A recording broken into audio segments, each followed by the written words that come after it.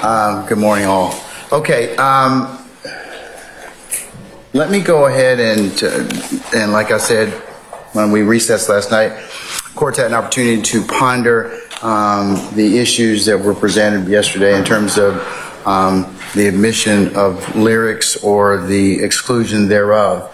So, to that extent, the court has considered the state's motion in limine to admit evidence of lyrics, the state's supplemental motion in limine to admit evidence of lyrics at trial, the state's amended particularized motion in limine to admit evidence of lyrics at trial, the opposition to the state's second supplemental, and motion in limine to admit evidence of lyrics at trial filed by and on behalf of Mr.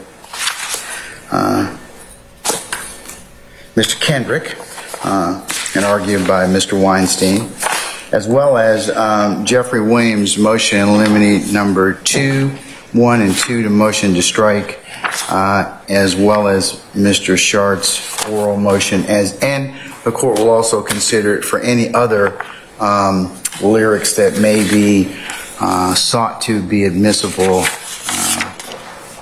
in the trial of this matter. Specifically, I have considered the arguments of the state as well as the arguments of the defense. I'll kind of go through those in just a second.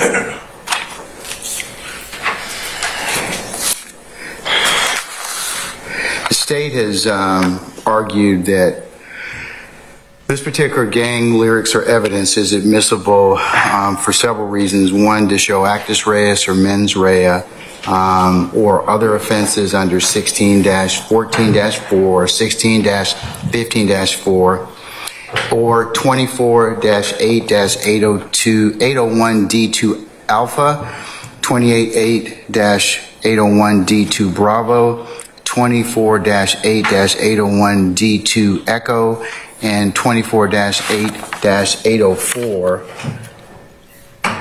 B3, specifically, as well as 16-15-3, 16-15-9 for those particular relevant purposes.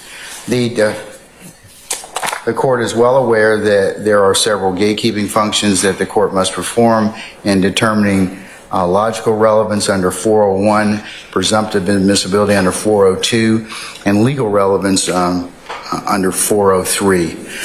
The defense has argued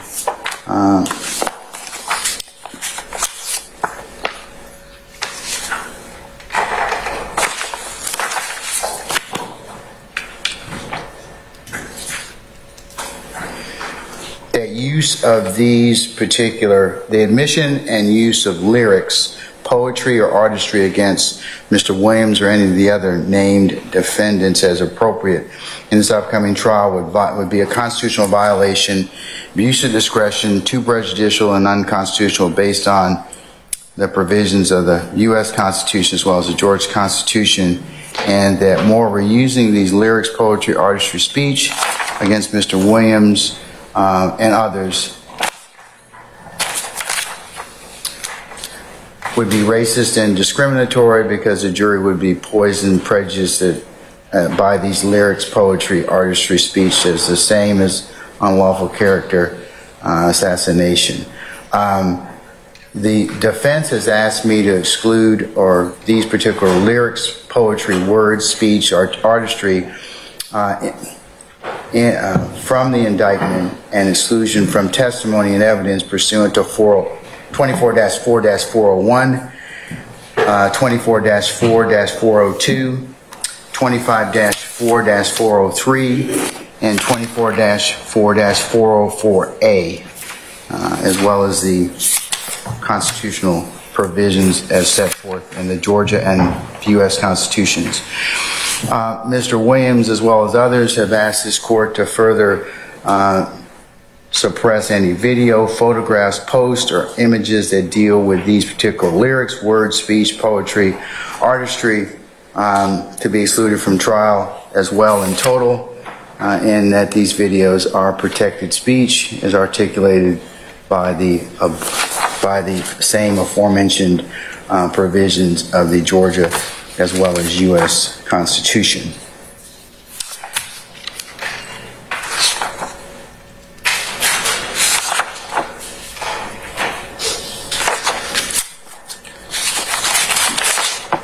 And as I mentioned, these arguments the court's going to apply as to all parties, not just the ones that argued yesterday, Mr. Steele, Mr. Sharp, and Mr. Weinstein.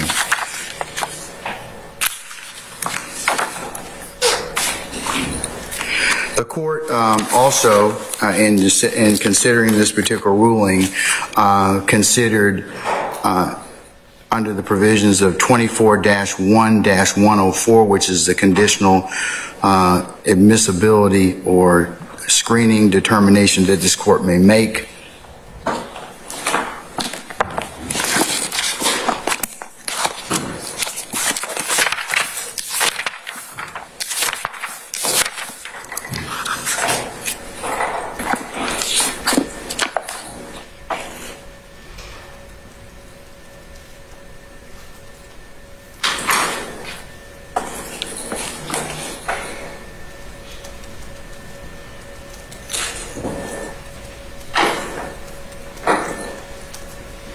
And I'll cite from our code, preliminary questions concerning the qualifications of a person to be a witness, the existence of a privilege, or the admissibility of evidence shall be determined by the court subject to the revisions of the subsection B of this, and that's when relevancy depends on the fulfillment of a condition of fact.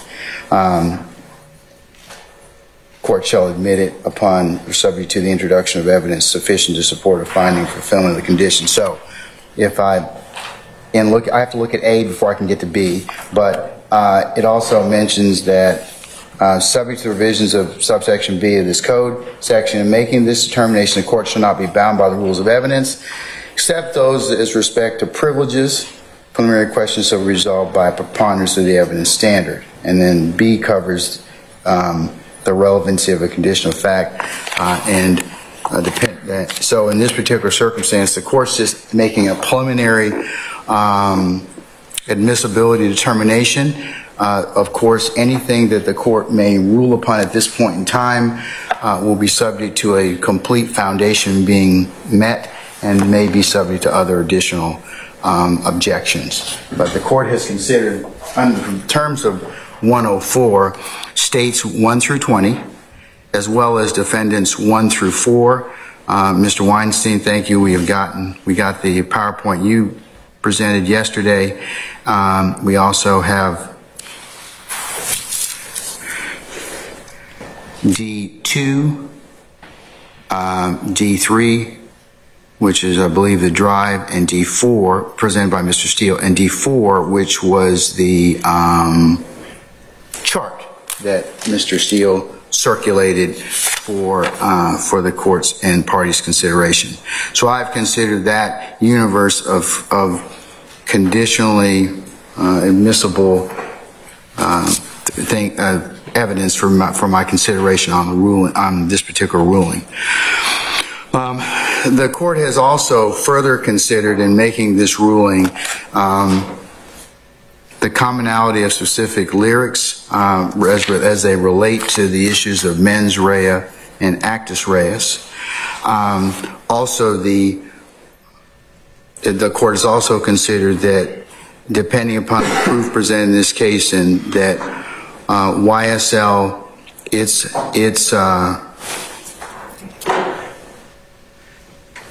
and testimony that may be relevant of the gang's organization and or strength would be relevant. The court has also considered that these particular statements are being offered to show the elements of the offenses and not the threat or conduct is not being prosecuted, but these particular lyrics can be associated with different things that the court mentioned that the state has proffered in States 19. As it pertains to the First Amendment assertions raised by Mr. Steele and Mr. Weinstein and Mr. Sharp, under the First Amendment. The court has, in fact, considered Carpenter among other cases that were cited for the court's consideration yesterday, and that these lyrics, that rap lyrics are relevant, and they must, that the court must conduct a 403 balancing test, which it shall. In terms of the First Amendment analysis that Mr. Steele suggested I needed to conduct, I do have to conduct that, and I have conducted that in looking at the use of the statement, or is it being admitted for a proper purpose. I know that Mr. Steele argued very eloquently yesterday about it being character or improper character, propensity. It's not being admitted for improper characters that would fall under, the court would certainly screen it under certain other evidence standards. And the propensity argument that was made yesterday, this, as mentioned by the state, this evidence is not being admitted saying that Mr. Williams and any others did these things before, so they do them again. So I'm dissuaded as to the propensity argument.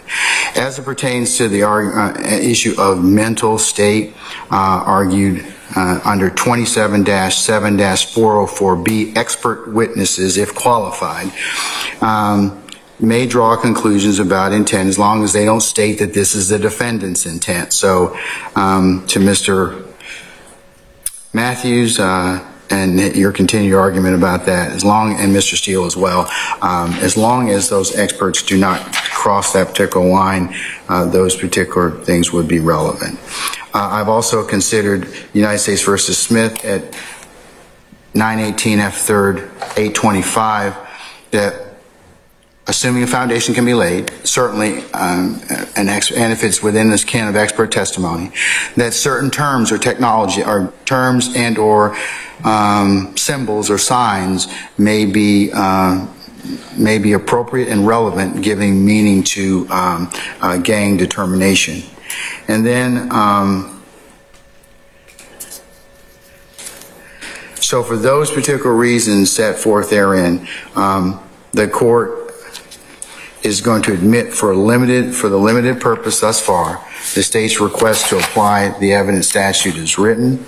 I'm going to conditionally admit particularized lyrics, and those lyrics are found within States 18. There's 17 sets of lyrics. They're from pages 41 through 49 of States 18, 41 through 49 of States 18, submitted for the court's consideration yesterday. Those specific statements, the court will admit. I'll conditionally admit those pending lyrics, depending upon or subject to a foundation that is properly laid by the state or the proponent that seeks to admit that evidence. And to that extent, I have also considered the Taylor, White, Torres, and the Commonwealth versus Knox cases, and I find this to be the conditional admission of these particular lyrics are proper. I would just ask the state, or just remind the state, if any other lyrics are sought to be admitted, that I'd have to go through this same analysis, and if you would do so prior to us putting a jury in the box, that would certainly be helpful. And I'm going to deny the defense's motions at this point in time as to the reasons that they have alleged, and I'll note that there'll be a continuing objection as to those. Mr. Carlson, could you